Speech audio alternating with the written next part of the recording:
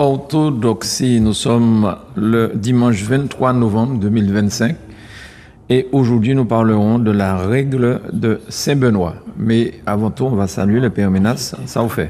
Ça a marché, M. Grani. Vous savez, aujourd'hui c'est ma fête de Saint-Ménas. Mais vous avez beaucoup de fêtes, hein? En fait, non, aujourd'hui c'est au Mont Athos, comme on n'a pas le même calendrier. Et ce sont des anciens calendaristes qu'on appelle ça. Ce soir, au Mont Athos, on célèbre la Saint-Ménas. Et tous ceux qui sont dans l'ancien calendrier orthodoxe célèbrent la Saint-Ménas aujourd'hui et demain.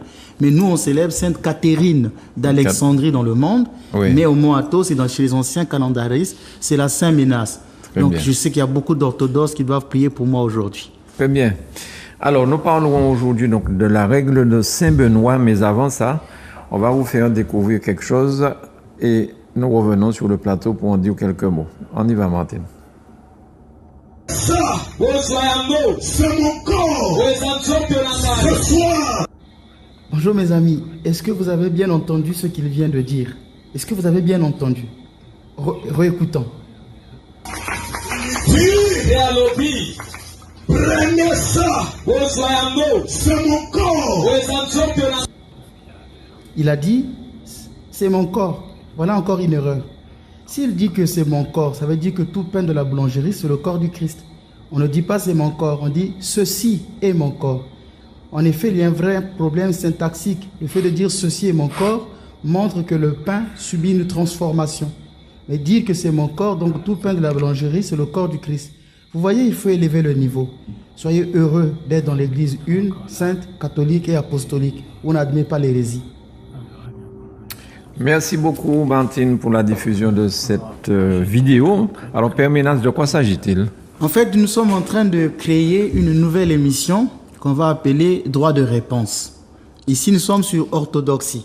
On essaye de voir des éléments de doctrine, de la spiritualité, mais j'ai voulu créer Droit de réponse. Il ne s'agit pas de s'attaquer aux personnes. Il ne s'agit pas d'insulter les pasteurs. Beaucoup d'entre eux, parfois, font des erreurs, tout simplement parce qu'ils manquent de formation. Ce pasteur, par exemple, ne sait pas qu'il y a une différence entre c'est mon corps et ceci est mon corps. Ceci, donc l'objet dont je tiens, c'est ceci, mais pas c'est mon corps. Il ne le sait pas. Donc, il y a beaucoup de gens parfois qui sont aussi troublés dans leur foi. Je vois des pasteurs qui insultent la foi catholique. Quand je dis la foi catholique, les orthodoxes sont catholiques. Et tout à l'heure, à la fin, j'ai dit l'église une, sainte, catholique et apostolique. Alors, les gens ne savent pas tout ça. Parfois, on insulte la foi catholique. On dit Marie n'est pas vierge. Des pasteurs qui vont dire beaucoup de bêtises. Et je ne m'attaque pas aux protestants en tant que tels. J'ai toujours dit que les vrais protestants ont le niveau. Moi, je vois en France des facultés des églises protestantes. On sont des pasteurs qui ont le niveau. Quand je sens sur France 2 des pasteurs qui parlent, ce sont des personnes qui vous poussent même à vouloir discuter avec. Mais malheureusement, c'est l'Afrique qui est devenue le terrain propice de tous ces charlatans de la foi, où l'on rencontre beaucoup de pasteurs autoproclamés et que ça fait beaucoup de dégâts. Alors les gens me disent, mais Père Ménas, quand tu les réponds, tu leur fais de la publicité, tu leur fais de la publicité, tu leur donnes certaines légitimités, tu les fais connaître. Il ne faut pas s'occuper de ces gens-là. Mais attendez, ça fait 2000 ans que notre foi, elle est souvent insultée. Donc il faut toujours laisser ces gens-là parler, continuer de nous insulter quand nous sommes des idolâtres. J'ai vu un jour une vidéo plus choquante, des pasteurs qui étaient en train de casser les statues de la Vierge Marie. Moi, je pense que vous avez le droit, par exemple, de poser des questions aux autres, mais aller casser leurs statues. N'est-ce pas là de la provocation? S'ils étaient des musulmans, ils peuvent brûler comment on appelle le livre des musulmans, leur Bible, j'ai oublié le nom, le Coran. Est-ce que ces pasteurs-là peuvent avoir le courage d'aller brûler le Coran? Ils s'attaquent toujours à des gens faibles comme nous, parce qu'il n'y a pas de représailles. Donc, il faut un moment qu'on arrête et qu'on leur donne les réponses.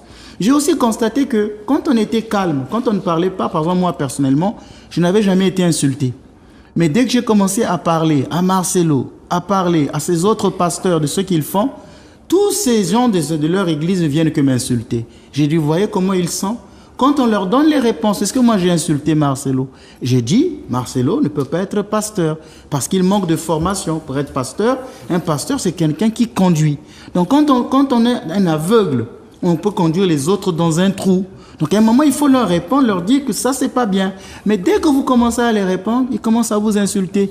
Les gens viennent sur les réseaux dire Père Ménas, il est hérétique, Père Ménas, c'est un satanique, Père Ménas, il est franc-maçon, Père Ménas, c'est le diable, Père Ménas, ceci, Père Ménas, cela. Ah, avant, quand on ne vous répondait pas, Ça ne faisait pas un problème. Dès qu'on a commencé à vous répondre, vous venez m'insulter. Eh bien, ce n'est pas grave. Moi, je continuerai à dénoncer l'erreur. Je suis dans mon droit. Il y a des gens qui m'ont dit, mais non, il ne faut pas leur répondre. J'ai dit non, c'est dans mon droit.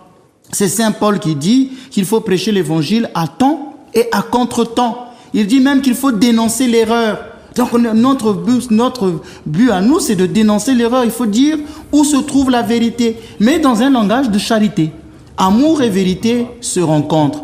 Donc ça ne veut pas dire que c'est quand on aime qu'il ne faut pas dire la vérité. Et quand on dit la vérité, il faut savoir dire cette vérité dans l'amour. C'est pourquoi je dis je ne m'attaque pas aux personnes. Je m'attaque aux doctrines pour leur dire ça c'est pas bon, ça c'est vrai, ça c'est plutôt ceci. D'où nous allons créer cette nouvelle émission. On en aura 2 maintenant. Il y a orthodoxie et droit de réponse.